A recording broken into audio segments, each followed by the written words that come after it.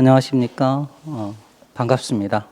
자, 오늘부터 여러분하고 공무원 교육학, 교육학 개론, 또 7급은 교육학이죠. 여러분의 합격을 책임질 오현준입니다. 정말 이렇게 시험 제도가 바뀌길 너무 오랫동안 저는 고대를 했습니다. 그래서 사회는 급변하고 있고, 그리고 교육행정의 전문성도 굉장히 다양화되고 또 심화되고 있습니다. 그런 만큼 교육행정직의 어떤 고유한 특성에 맞는 전문가들을 양성하는 것. 그래서 이제 그동안은 이 선택 과목이 교육학이었는데 이제는 행정법과 함께 교육행정직 공무원의 필수 과목으로 자리 잡게 되었어요. 어찌 보면 이제 비정상이 다시 정상화되었다라고 생각을 합니다. 그래서 이제 여러분들이 교육행정직 전문 공무원이 되는 데 있어서 제가 함께 하도록 하겠습니다. 자, 일단 여러분들하고 1년 동안의 커리큘럼은 제가 뭐 홈페이지나 또는 이제 학원 홈페이지에 공지가 됐는데요. 간단히 소개를 드리면 이론 공부와 그 다음에 문제풀이 이런 것들을 병행하는 코스로 진행을 합니다. 그래서 레귤러 코스와 그 다음에 인텐시브 코스로 나누어서 수업을 전개할 텐데요. 일단 7월부터 또 지방에 따라서 좀 다른데요. 서울하고 지방을 다르게 운영을 하고 있는데 3개월 내지 4개월이 기본 이론 및 심화 이론 코스가 되겠습니다. 저는 기본 강의하고 심화 강의를 구분하지 않고요. 그냥 심화 쪽으로 하신다고 생각하시면 됩니다. 그래서 뭐 기본 이론 있습니까? 심화 이론 있습니까? 이렇게 따로 고민하지 않으셔도 됩니다. 자, 그래서 이제 기본 이론을 다지고요. 이론서가 3권이 있어요. 그 3권 중에서 어느 것을 선택하는 것이 좋으냐 이런 질문을 하는 수험생 여러분들이 있는데요. 일단 정통교육학이 있고요. 그게 가장 체계적인 기본서입니다. 그리고 바뀐 시험에 맞추어서 조금 심화돼서 저수를 했습니다. 그 다음에 두 번째, 그 정통교육학 상하권을 이제 축소한 것이 핵심 교육학이 되겠습니다. 핵심 교육학이 있고요. 그리고 핵심 교육학을 또 축약한 것이 그 끝장 교육학이라고 있습니다. 끝장 교육학은 자그마한 문고판이죠. 이 3권 중에서 어느 것을 선택할 것이냐. 여러분의 목표치에 따라서 다릅니다. 일단 처음 공부하시는 분들은 정통 아니면 핵심인데요. 그 정말 내가 교육학을 조금 들은 적이 있다 하시는 분은 핵심을 봐도 되고요. 근데 정말 초짜다 하시는 분은 정통을 보는 것이 좋습니다. 그 다음에 정통이든 핵심이든 목표는 90점, 최소 90점, 최고는 100점. 그런데 나는 다른 과목 자신이 있는데 교육학이 좀 약하다. 그래서 교육학은 꽈락만 안 하고 한 중간 이상만 맞으면 된다. 이렇게 목표를 잡는 분은 끝장만 보셔도 되겠습니다. 끝장 교육학은 굉장히 그 얇게 핵심만 끄집어낸 책이기 때문에 그것도 괜찮습니다. 그래서 저는 여러분들에게 뭐 교육학 이론을 처음엔 제시하고 문제풀이로 가겠지만 여러분들을 이론의 전문가로 양성하는 게 목적은 아닙니다. 교육학 시험에서 여러분들이 100점을 맞을 수 있도록 그러한 여러분들에게 그렇게 100점을 맞을 수 있도록 함께하는 그것이 제 목표이고요. 일단 5과목 중에서 시험 제도가 바뀌었잖아요. 교육학이 선택이던 시대가 아니라 지금은 직렬별로 필수 과목이 정해져 있어요. 그래서 원점수로 비교를 하기 때문에 뭐 T점수와 같은 조정점수 이런 것에 고민을 하지 않으셔도 됩니다. 그럼 이럴 때 여러분이 합격하는 비법이 있다면 뭐 국가직 같은 경우는 평균 90점 이상은 맞아야 되는 거고요. 지방직은 시도에 따라서 다르지만 뭐 85점 내외라고 좀 보시면 되겠습니다. 아마 난이도도 조금 달라질 거고요. 그래서 그때그때 시험에 따라서 뭐 합격선이 어느 만큼이냐 이런 건 다를 수 있지만 시험이 선택 과목일 때보다는 좀 달라진다. 그래서 어려워질 수 있다. 이렇게 생각하시면 되겠어요. 그러면 한 85점 정도로 잡는다면 제가 볼 때 여러분들이 전략 과목이 최소 2과목에서 3과목은 있어야 돼요. 제가 말씀드린 전략 과목이라는 것은 늘 90점 이상 나올 수 있는 과목. 그리고 뭐 100점이 나오면 더더욱 좋겠지만 그 전략 과목 중에 하나 교육학이 될 수 있다 하는 것입니다. 그래서 여러분이 아마 5과목 중에서 내가 약한 과목들이 좀 있겠죠. 일반적으로는 교육행정직은 영어가 좀 그런 당락을 좌우하는 그런 과목으로 자리하기도 하고요. 꼭 그렇지는 않아요. 국어가 될 수도 있고 그렇습니다. 그런데 이제 시험을 출제하는 곳이 인사혁신처로 바뀌었기 때문에 제가 볼 때는 영어가 당락을 좌우하는 그런 과목이 될 가능성이 높습니다. 그래서 여러분들이 5과목 중에서 나는 영어가 어떻게 나와도 자신 있다 하시는 분은 뭐 교육학이 뭐 100점이 아니어도 저는 뭐 한 시간 문제라고 봐요. 합격하는 것은 시간 문제다. 그런데 그렇지 않다. 내가 영어가 그렇게 강하지는 않다 하면은 교육학을 전략 과목으로 삼으셔도 됩니다. 그래서 여러분들이 100점 맞는 게 저는 교수의 목적이지만 최소한 아무리 못해도 80점, 그리고 여러분이 언어만큼 공부하면 90점 이렇게 목표치로 교수하는 것이 제 목적입니다. 자, 그 다음에 그럼 이제 교육학을 어떻게 공부할 것인가? 자, 우리가 기본 이론을 그 4개월 정도, 또 경우에 따라서 지방은 3개월로 하기도 하고요. 4개월 하고 그리고 이제 10월부터 기출문제 풀이가 들어갑니다. 2021학년도에 1029제가 있었는데요. 조금 문제가 더 보완해서 한 1100문제 정도가 될 겁니다. 왜냐하면 올해 시험이 뭐 국가직 9급, 7급 그리고 지방직까지 하면 한 65문제가 추가가 되거든요. 거기다 약간 보완을 해서 한 1100개 정도의 문제로 구성을 할 것입니다. 그래서 기출문제 풀이가 12월까지 가고요. 자, 그럼 이 2가지 강의는 필수 강의예요. 근데 선생님, 이 중에서 하나만 듣고 싶어요 하면 저는 기출문제 풀이 강의를 권합니다. 이론 강의는 여러분들이 책으로 보실 수 있고요. 또 기출문제를 하면서 이론도 또 보완을 합니다. 근데 여러분이 수험 전략을 짤 때 잘못 짜는 전략이 이론을 듣고 문제는 혼자 하는 것입니다. 그건 굉장히 안 좋은 전략입니다. 그러니까 교육학뿐만이 아니라 다른 과목도 저는 이론보다는 문제에 초점을 둘 것을 권합니다. 왜냐하면 우리가 공부하는 것은 물론 이론이 토대이긴 하지만 사실은 수험 공부는 문제를 잘 푸는 것이 목적입니다.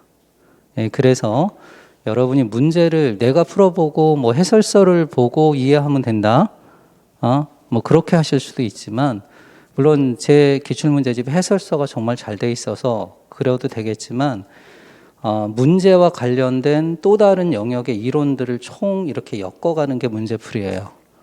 그래서 이 문제풀이 강의는 꼭 들으시기 바랍니다. 그리고 여러분들이 이론을 공부할 때도 늘 생각은 문제에 가 있어야 돼요. 이게 어떻게 문제로 나올 것인가? 그런 식으로 공부를 하면은 이론 공부가 또 새롭게 재미를 더할 수가 있습니다. 그 다음에 이제 내년도 같은 경우 이제 본격적으로 준비가 되는데요. 그럼 이제 1, 2월은 핵심 교육학 강의가 진행이 되고요. 그 다음에 이제 3월부터가 단원별 문제풀이, 그리고 국가직 대비 문제풀이, 지방직 대비 실전 모의고사 문제풀이 이런 식으로 진행이 될 겁니다. 그래서 여러분들이 사실은 교육학은 내년도를 준비하신다면 올해 기본 이론, 심화 이론, 그리고 기출문제풀이, 뭐 정통교육학하고 이 기출문제풀이를 통해서 여러분의 준비 상태를 한 80%까지 끌어올리는 게 중요합니다.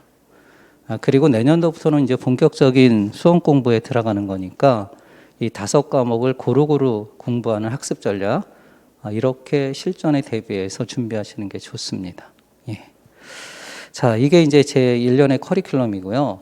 그러면 여러분이 뭐 교육학을 공부하신 분도 있지만 공부하지 않으신 분도 있기 때문에 교육학이란 어떤 과목인가, 그리고 교육학에서는 우리가 어떤 내용을 다루는가, 그리고 각각의 내용들이 시험에 어떻게 반영되는가, 제가 차례를 중심으로 여러분들에게 안내를 해드리도록 하겠습니다. 자, 정통교육학 그 차례를 한번 보시기 바랍니다. 자, 이거는 책을 편찬하는 분에 따라서 좀 내용 구성이 달라집니다. 근데 제가 이 책을 편찬하게 된 배경은 제가 학교 그 서울에서 저는 이제 교육학과를 전공을 했고요. 아마 교육학을 전공하신 분이 제가 알기로는 거의 없습니다. 학원에.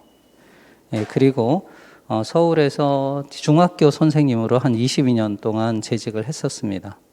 그리고 나서 이제 여러분들을 만나게 되었고요. 그리고 뭐 저는 여러분들 뭐 이제 교육행정직 공무원에 새로 진입하는 여러분들뿐만 아니라 뭐 7급이라든가 아니면은 5급 교육 사무관이죠. 지금도 몇 개 시도교육청에서 제가 교육학을 출제를 하고 있고요. 예, 그리고 그 사무관 되는 연수 이런 것들을 담당을 하고 있습니다.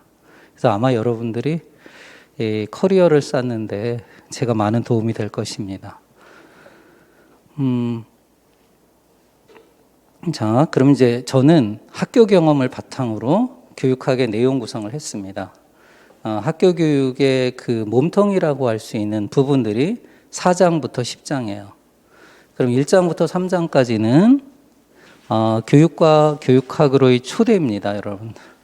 교육이 무엇이고 교육학이 어떤 학문인가, 또 교육이 옛날부터 오늘에 이르는 과정 어떻게 발생을 했고 오늘에 이르고 있는가, 이렇게 한번 성찰을 해보는 거고요.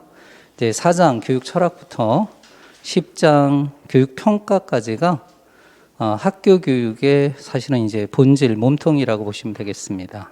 그럼 학교에서는 교육 활동을 하는데 여러분들은 그런 교육 활동을 지원하는 역할을 하시잖아요. 그럼 교육 활동은 크게 우리가 이렇게 교과를 가지고 수업하는 그런 모습도 있고요. 그다음에 교과 외의 활동, 과거에는 특별 활동이라고 그랬는데 2009년도부터 창의적 체험 활동이라고 하죠. 창의적 체험 활동도 있고, 그다음에 또 뭐도 있어요. 뭐 학급 운영도 있고, 예, 그리고 뭐 생활지도 상담 이런 것들이 있습니다.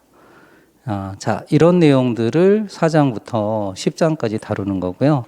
그럼 이제 11장부터 14장까지는 그런 학교 교육을 지원하는 그러한 분야라고 볼 수 있습니다. 이것이 통계부터 교육 사회학까지가 되겠습니다.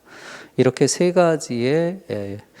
가지로 크게 묶어서 내용을 구성을 했고요. 그럼 시험에는 어떻게 반영되는가? 제1장 교육의 이해예요. 사실 많은 선생님들 책에는 이 교육의 이해가 없는 책이 많습니다. 이 교육의 이해는 뭐 교육 철학과 관련된 부분도 있고요. 교육 행정학, 교육 심리학, 교육 사회학, 이러한 분야에 다 기본들이 맛보기로 등장한다, 이렇게 보시면 돼요.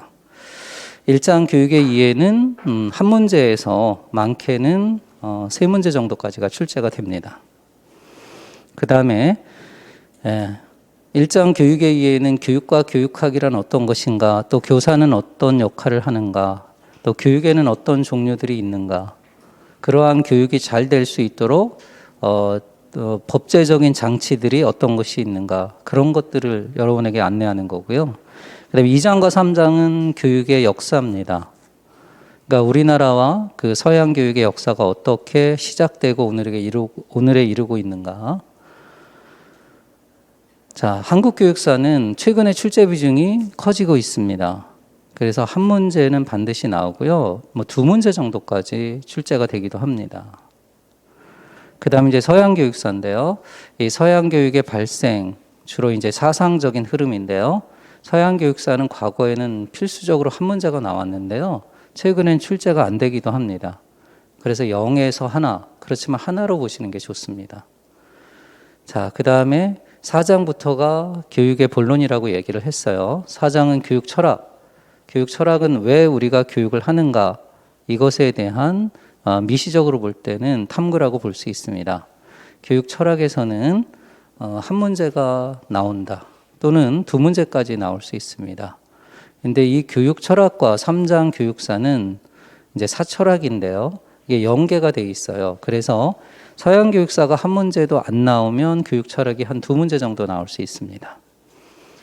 그리고 가장 밸런스 있게, 균형 있게 나온다면 한 문제 이렇게 보시면 되겠습니다. 자, 교육 철학이 좁게는 교육은 왜 하는가, 목적에 대한 탐색이라면 5장 교육 과정은 이제 내용이죠. 교육 과정, 그러니까 어떤 내용을 가지고 목적에 이를 것인가, 내용에 대한 탐구가 되겠습니다. 이 교육 과정은 하나 또는 두 문제가 나옵니다. 그러니까 반드시 한 문제는 나온다, 이렇게 보시면 됩니다. 그 다음에 6장 교육 심리학이죠. 여기서부터 7장 교수학습 이론, 그리고 8장 교육공학, 9장 생활지도와 상담, 10장 교육평가, 11장 교육통계, 12장 교육연구까지가 다 교육심리학입니다. 넓게는. 이렇게 본다면 교육학의 토대가 되는 중요한 과목이 뭐예요? 교육심리학이라고 볼 수 있어요. 서양 교육사에서 교육학을 처음으로 체계화한 학자가 헤르바르트예요. 그 헤르바르트는 교육 철학과 교육 심리학을 바탕으로 교육학의 학문적 체계를 확립을 했어요. 뭐 그래서 그런지 몰라도 어쨌든 이 교육 심리학 분야가 되게 많죠. 6장부터 12장까지예요. 거의 절반 이상입니다. 결국 이런 걸 통해서 우리는 교육학이란 어떤 학문인지를 알 수 있어요. 교육 심리가 이렇게 중요하다고 하는 것은 결국 예전에 제가 존경하시던 신영복 선생님의 말씀처럼 교육학은 인간학입니다. 그래서 교육학의 알파와 오메가는 인간이고요.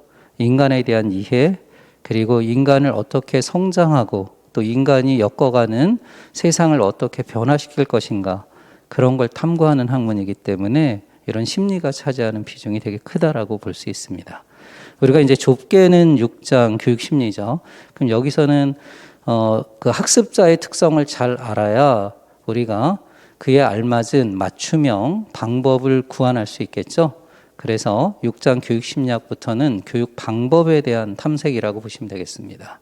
그래서 7장 교수학습이론도 그렇고요. 8장 교육공학까지가 다 교육 방법과 관련된 영역입니다. 6장 교육심리학은 적게는 2문제, 많게는 4문제가 나옵니다. 그러니까 1권의 가장 핵심입니다. 1권의 핵심이에요. 그러니까 1권에서는 여러분이 교육심리학을 잘 알아두셔야 됩니다. 또 여러분이 9급에서 이제 6급 그리고 5급으로 승진할 때 교육심리학이 예전에는 이거는 필수 과목이, 필수 시험 과목이기도 했습니다. 예, 그만큼 교육심리학이 되게 중요하고요.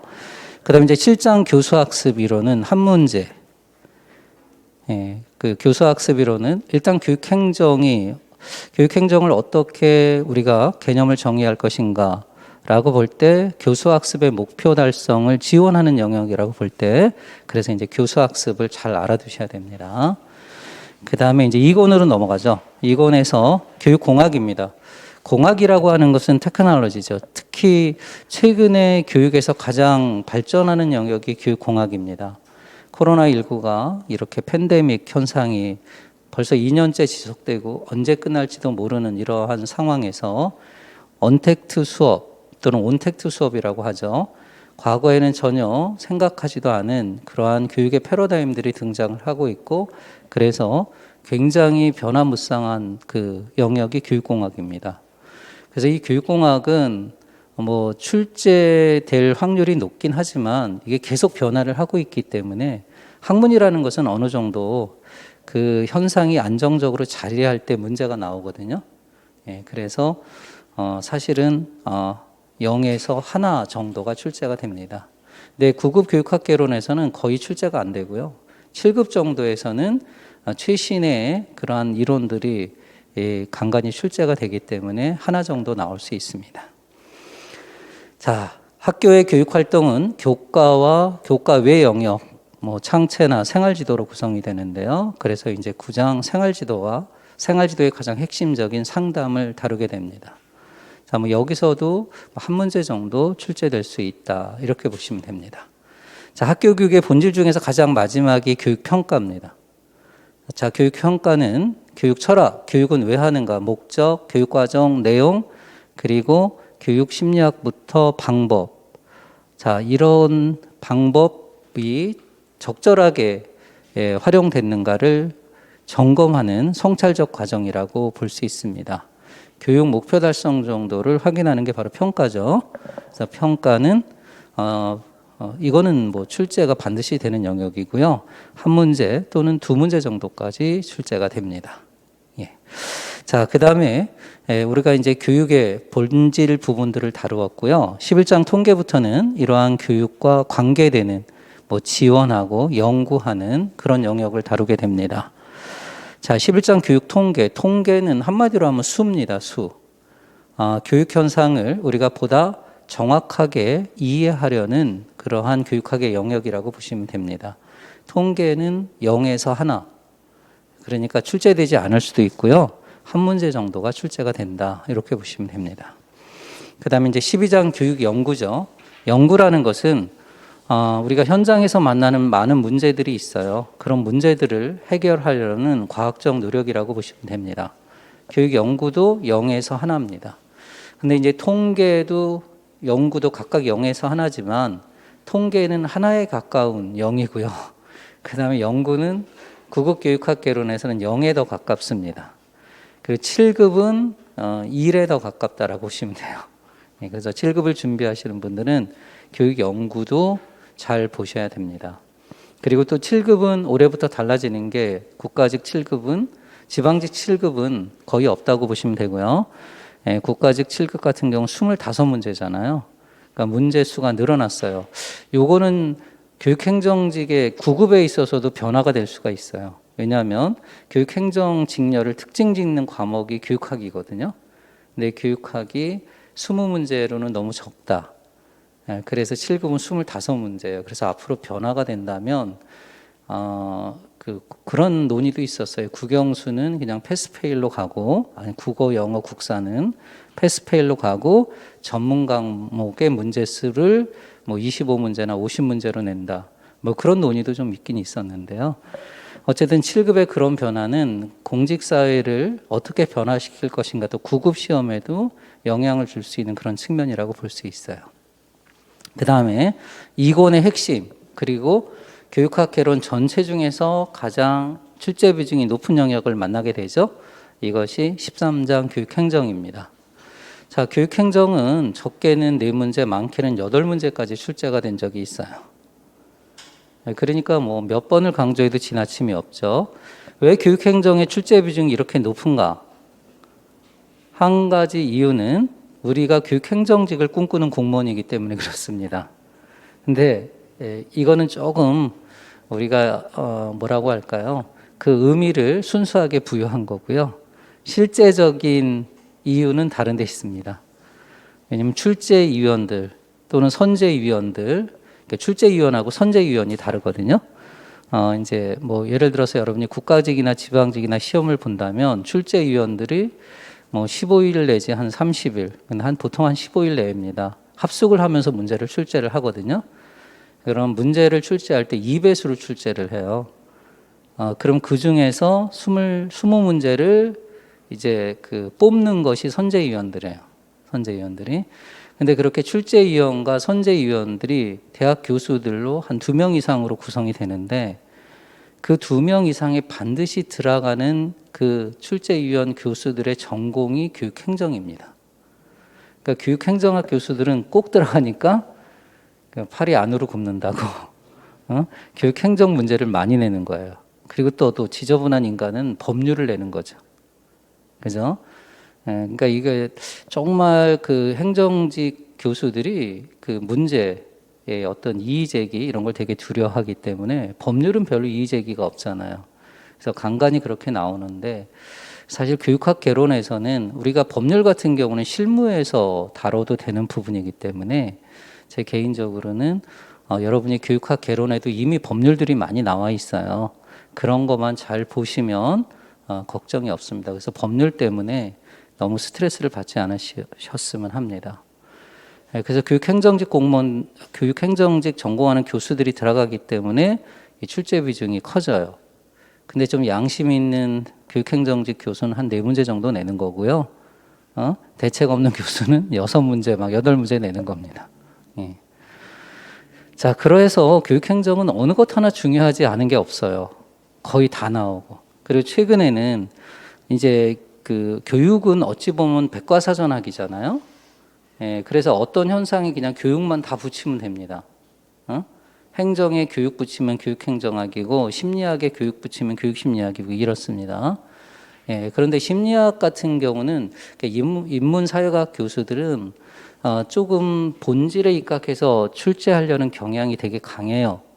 예, 그런데 행정학이나 이런 문제를 낼 때는 조금 변별력을 이렇게 기한다 이런 생각에서 교재 없는 내용을 출제하기도 해요.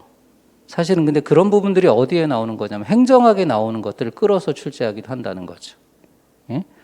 그러니까 그런 부분들이 있는데 그런 부분은 뭐 한 문제 또는 많으면 두 문제 정도가 나올 수 있는데 7급이 더 그런 경향이 심합니다. 그럴 때 여러분이 문제를 푸는 요령도 그건 어렵지 않습니다. 왜냐하면은 그런 문제 중에 보기를 구성할 때 네 문제 중에서 한 문제가 답이 되겠죠.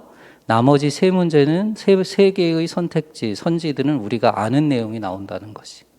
예? 그래서 어떤 문제가 나와도 여러분들은 100점을 맞을 수가 있어요. 그냥 기본에 충실하고 문제를 잘 다루었다라면. 물론 이것은 내가 확실히 모르면서 그 정답을 고르는 것이긴 하지만 그것도 우리가 객관식을 푸는 데 있어서 중요한 실력이라고 봅니다. 그래서 기본 이론과 문제풀이에 여러분이 충실하셨다면 전혀 처음 접하는 문제가 나올 수 있어도 우리가 문제풀이 전략에서는 휴리스틱스 약한 전략이라고 하는데요. 그런 약한 전략을 통해서 정답을 이룰 수 있습니다. 예. 자, 어쨌든 여러분 행정이 굉장히 중요하고요. 그다음 마지막 이제 14장 교육사약이에요. 교육사약은 교육은 사회적 현상과 밀접한 관련성을 갖고 있습니다. 우리는 지금 그런 경험을 하고 있는 거예요. 코로나19가 이렇게 세계적인 팬데믹 현상이 되면서 사실은 4차 산업혁명이 우리 교육을 바꿀 줄 알았는데 코로나19가 엄청나게 교육의 지형들을 바꿔놓고 있습니다. 그죠? 재택학습도 예전에는 수업일수로 인정해주지 않았는데 이젠 수업일수로 인정하고 있다는 거죠. 그래서 머지않아 이제 초등학교 같은 경우는 유럽처럼 부모가 가르치고 그리고 교육지원청에서 수업을 학력을 인정해주는 그런 시대가 도래할 가능성도 이제는 가까워졌다 이렇게 볼 수 있어요. 이처럼 교육과 사회는 밀접한 관계성을 갖고 있는데요. 교육사회학은 한 문제 내지는 두 문제가 출제가 됩니다. 예. 자, 이렇게 해서 20문제 또는 7급은 25문제가 구성이 되는데요. 그럼 여기서 출제 비중이 제일 높은 게 바로 교육행정과 그다음에 교육심리가 되겠죠. 그래서 여러분들이 나는 최소한 교육학개론은 과락만 안 하면 돼. 그런 분들은 두 개만 보면 돼요. 교육심리와 그리고 교육행정만 마스터링 하면 됩니다. 그래서 그 문제는 절대 틀리지 않으면 되죠. 예. 그래서 마지막에 그러니까 내년부터 여러분이 시험에 맞추어서 학습을 할 때는 출제 비중이 높은 것부터 공부하는 것이 좋습니다. 지금은 제가 순차적으로 1장부터 14장까지 수업을 전개해 나가지만 여러분이 수험 공부를 할 때는 이제 13장, 그 다음에 교육 심리 이 부분을 마스터링하면 50점은 맞는 겁니다. 그죠? 50점 이상은 맞는 거고요. 그 다음에 꼭 필수적으로 내가 반드시 나온다는 부분이 있잖아요. 그런 부분부터 교육사회학, 그 다음에 교육평가, 그 다음에 교육의 이해, 한국교육사, 교육과정 이런 부분을 하면은 자, 못해도 80점. 그리고 여러분이 여러분의 실력을 한 70% 발휘하면 90점. 그리고 또 운도 작용하면 100점. 그래서 100점을 목표로 우리가 함께 이제 교육학을 공부해 보도록 합시다. 예. 자, 그럼 이제 여기까지는 간단하게 이제 여러분에게 입문적으로 안내를 해드렸고요. 그럼 이제 다음 시간에는 각각의 챕터 1장부터 14장까지 어느 부분이 시험에 주로 출제가 되고 있는가. 그래서 여러분 교육학이라고 하는 것이 굉장히 백과사전적으로 범지학입니다. 너무 많고요. 어떤 분이 그런 질문도 하셔요. 왜 이렇게 사람이 많이 나오냐고요. 이름 외우기도 어렵다. 근데 외울 필요가 없어요. 그냥 예를 들어서 소크라테스라면 소크 정도만 알고 있으면 돼요. 그래서 우리는 서술형, 논술형 시험을 보는 게 아니거든요. 그래서 여러분 머릿속에 흔적을 남기시면 돼요. 들어본 적이 있다. 확실히 아는 건 그래 확실히 좀 들어본 적이 있다. 그러면 정답을 선택하는 데는 큰 지장이 없어요. 예. 그래서 1장부터 14장까지 조금 중요한 부분들을 이렇게 제가 체크를 해두면은 막연하지는 않을 겁니다. 그러니까 이거부터 우선적으로 공부를 해야지. 그래서 다음 시간에는 예를 들어서 1장이 한 문제 내지 세 문제가 나온다고 하는데 어디서 나오는 거야? 그 부분을 알려드리고 그리고 나서 1장 교육의 이해부터 이제 본격적인 수업을 진행하도록 하겠습니다.